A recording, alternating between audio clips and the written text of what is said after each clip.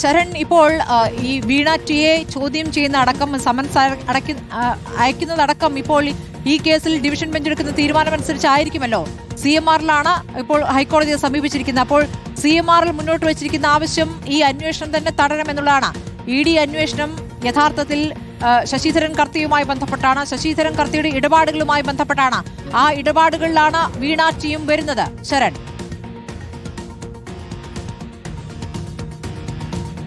സ്മൃതി, അതായത് ഈ കേസിനെ 2 ഘട്ടമായിട്ടാണ് എൻഫോഴ്സ്മെന്റ് ഡയറക്ടറേറ്റ് പരിഗണിക്കുന്നത്. ആദ്യഘട്ടത്തിൽ അവർ കഴിഞ്ഞ ദിവസം തന്നെ വ്യക്തമാക്കിയതാണ്. ആദ്യഘട്ടത്തിൽ എക്സാലോജിക്ക് CMRL സാമ്പത്തിക ഇടപാടുകളാണ് പരിശോധിക്കുന്നത്. അതായത് ഈ മാസപ്പടി വാങ്ങിയിട്ടുണ്ട് വീണ ടി, ഇത്തരത്തിൽ CMRL നിന്ന് മാസപ്പടി വാങ്ങിയിട്ടുണ്ട്. വീണയ്ക്ക് ഒരു മാസം 5 ലക്ഷം രൂപയും വീണയുടെ കമ്പനിയായ എക്സാലോജിക്കിന് 3 ലക്ഷവും വെച്ച് ഒരു വർഷം 96 ലക്ഷം വീതം ഇത്തരത്തിൽ പണം കൈപ്പറ്റിയിരുന്നു എന്നുള്ളതാണ്. അങ്ങനെയാണ് ഈ 2.78 കോടി എന്ന കണക്കിലേക്ക് എത്തുകയും ചെയ്യുന്നത്. അത് കേന്ദ്രീകരിച്ചുള്ള വലിയ അന്വേഷണത്തിലാണ് ED ഉള്ളത്. ഇതിന്റെ 2ാം ഘട്ടം എന്നോണമാണ് UDF നേതാക്കളിലേക്ക് പോകാൻ ED ഉദ്ദേശിക്കുന്നതെന്നുള്ളതാണ് ED പറയുന്നത്. അതായത് ഇതിനകം ED ശേഖരിച്ച CMRLന്റെ ഡയറി, ശശിധരൻ കർത്തിയുടെ ഡയറി, അതിലാണ് ഈ നേതാക്കളുടെ ചുരുക്കപ്പേരുകൾ ഉള്ളത്.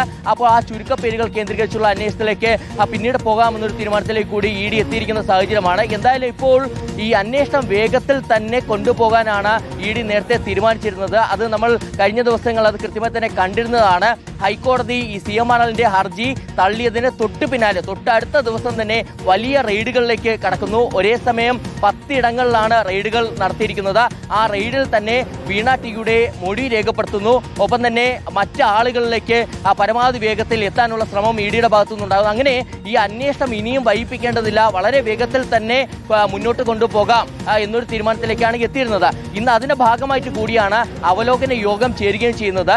CMRLന്റെ ഹർജി, അതായത് CMRL ഇത്തരത്തിൽ ഡിവിഷൻ ബെഞ്ചിനെ സമീപിച്ചിരിക്കുന്ന സാഹചര്യത്തിൽ സ്വാഭാവികമായിട്ടും അതുകൂടി കോടതി എന്ത് പറയുന്നു എന്നുള്ളത് കൂടി നോക്കിയ ശേഷമായിരിക്കും ബാക്കി കാര്യങ്ങൾ തീരുമാനമെടുക്കുക എന്നുള്ളതാണ് ഈ ഘട്ടത്തിൽ മനസ്സിലാക്കാൻ കഴിയുന്നത്. അതാണ് ഇപ്പോൾ EDയുടെ ആത്മവിശ്വാസം എന്നുള്ളതാണ്.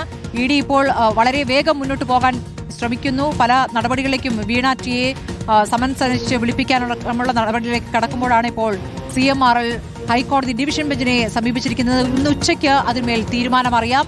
കേസുമായി EDക്ക് മുന്നോട്ട് പോകാനാകുമോ അതോ ഇവിടെ വെച്ച് സ്റ്റേ ആകുമോ എന്ന്.